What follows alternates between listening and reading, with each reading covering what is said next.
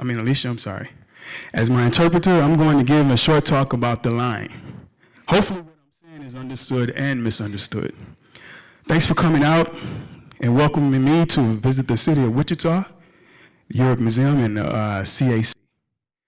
But before I begin, I'd like to thank Sally Frater for inviting me to be in this exhibition looking at the Overlooked, James Porter and Kenya Evans, Jana Duffrey, Bob Workman, and the rest of the entire Ulrich Museum staff for being so hospitable and welcoming. Oh, and I'd also like to thank all of the supporters for your support and supplying a check to help me with the bills so I can continue creating this work, presenting ideas and inviting dialogue. A question posed. Who am I, who I be? Well, I'm an artist who lives and works in Houston, Texas. I'm just an artist who has an interest in the aesthetics and poetics of the everyday, the ordinary and the experiential. My work is rooted in African-American expressive culture and experience along with society's impact on the working and poor class. Lately, I've been interested in how Black Americans occupy space and the Black vernacular through language, acts of resistance, and imagination. The line is what many understand to be the basis, maybe the foundation of art. But for me, the line is also what I understand to be the basis of life. How do we live without the line? How do we identify objects or ourselves without recognizing where the line is present? They say the line popped on the scene way back in the day, during the times of cave writing or painting. One can think, but only to be mistaken that it all started in Europe. But I'm like, nah, son. How could that be when cats had their original forms and made objects to survive and communicate? What about the Dogon and Mali who connected the star dots like tic-tac-toe games? Or the Egyptians tagging walls and tombstones and whatnot? Or even way back when in ancient China? These folks were about their lines as well. Lines all over the place like, word, okay? One must be situated between two paradigms to recognize the unrecognizable form to the extent that history has no meaning. One can disagree and divert through multisensory occasions how then and now pales in comparison to each abstraction application. Post-colonial theory suggests the dialectical tension of then and now and applies the failings of simulacrum divergence. The iconicity of the European and West Euro motifs verges on codifying the accessibility of the work. What I'm saying is this. You limit the line or the way we view it only in one area or on a flat surface thinking that way. That's how they want it these days, limitations. One type of art or art has to only be this form or be from this one magical place because the so-called authority from the West has said so. I'm like, nah, son. What I'm proposing is social art deconstruction, which impersonates Baudrillard's social theories. However, in proper reconstruction of what constitutes a tangible and parallel investment, social semiology characterizes the line as an idea or object that divides the binary between life and art. I do not disagree. However, the lack of rigor that suggests these incomplete offerings imply there is a lost narrative that blindsides our periphery. We see lines, or rather we use lines as a way to close or to open up the wham bam booms of freedom flow for sheezy, for real, for real. We must let the retina detect light and invite discourse and a sense of skepticism. A David Hume-esque approach towards light and religious enlightenment is necessary via a posteriori, and thus doesn't fail by empirical approach and tempers the deconstructed asset paradigm shifts. I'm like, boom, there it is, and it is what it is. The line creates the figurative and literal. It is all around us if we pay attention. The line stays on fleek at its peak dopeness.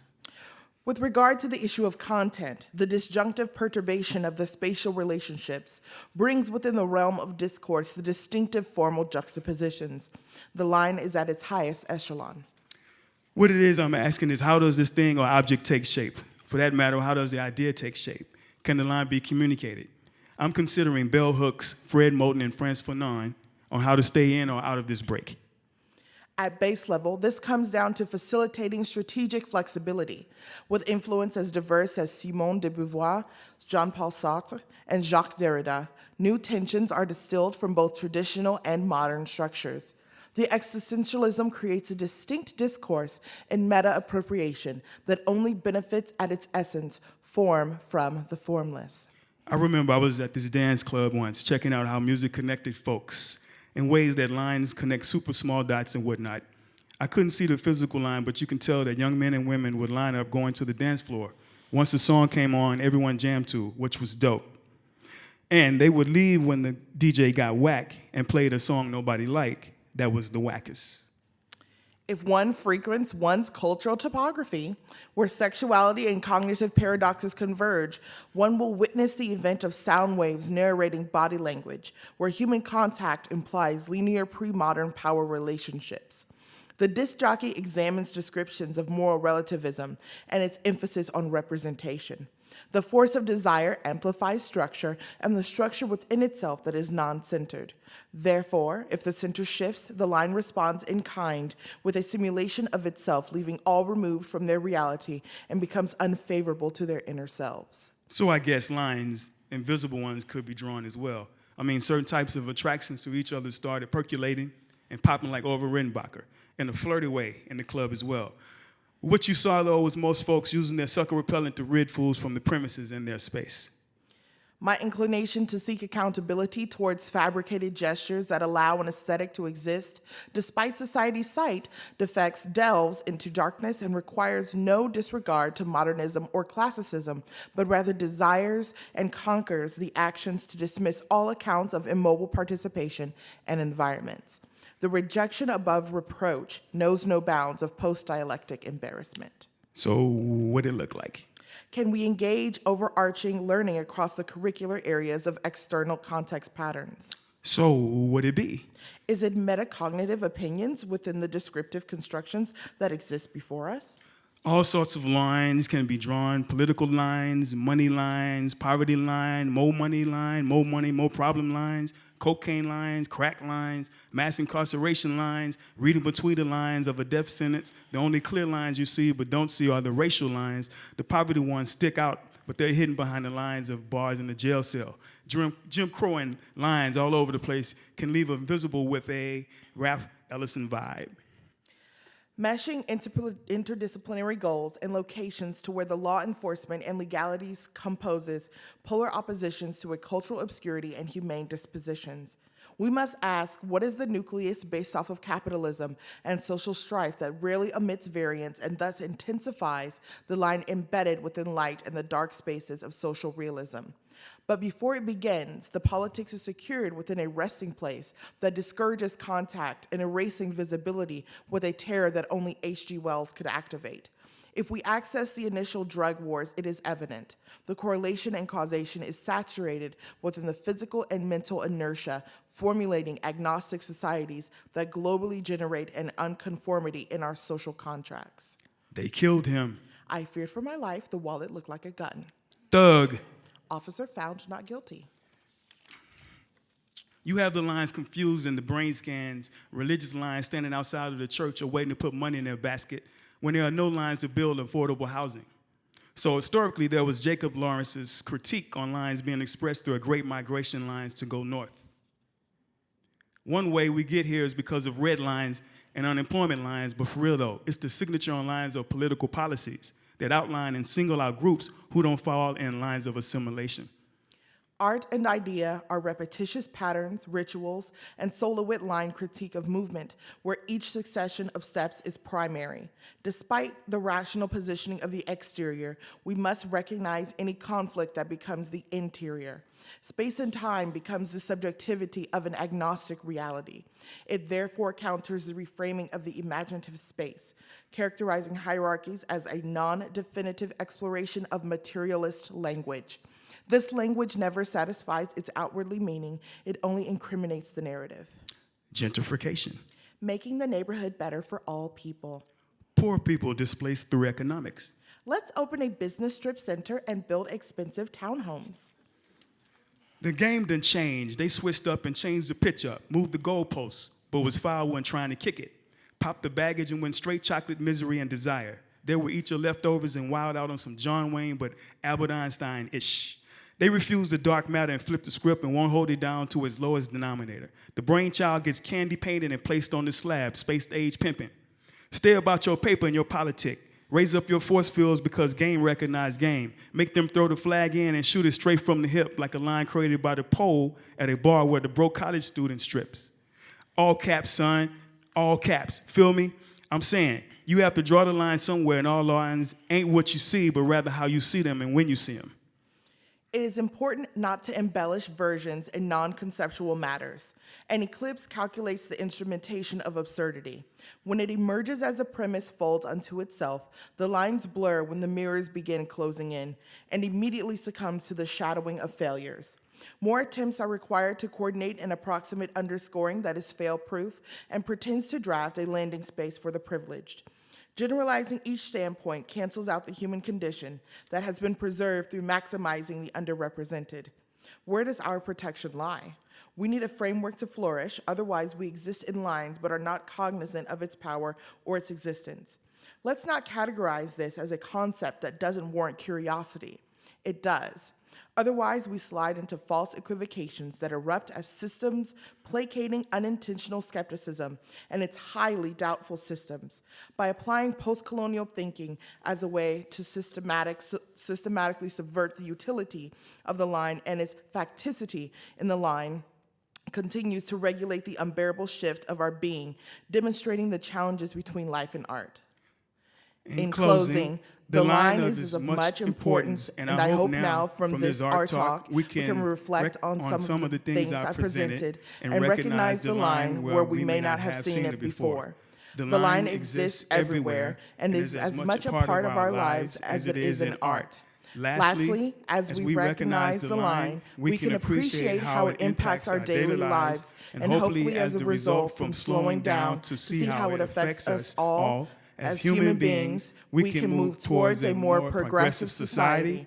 Remember, it is what it is, and everything is everything. Thank you. Peace. The positions that positions itself between positions where tension makes a noise of things. The presence of black bodies and its relationship with the nobody know-nothings who will kill, harass, and destroy black bodies. I'm not saying black bodies don't kill black bodies, because they do. Black bodies. I'm also disgusted with that, as I'm disgusted with white bodies killing white bodies, black bodies, brown bodies killing brown bodies, black bodies, and so forth, black bodies. But that is civilian on civilian, not civilian and public servant. So there's that, black bodies. If you have no confidence in self, black bodies, you are twice defeated in the race of life. A cost to pay out of trauma, a struggle reveals your needs. Power concedes, black bodies, nothing without a demand. It never did and never will it, black bodies? I feel, if I stand or if I sit in the front seat, black bodies, write my name on the hard concrete, memorialize space.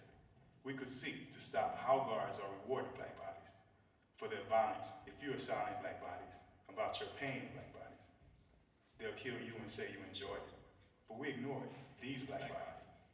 The first need of a free people is to define their own terms, to unlearn what was learned. Black bodies run. Black bodies think. Black bodies dream. Black bodies speak.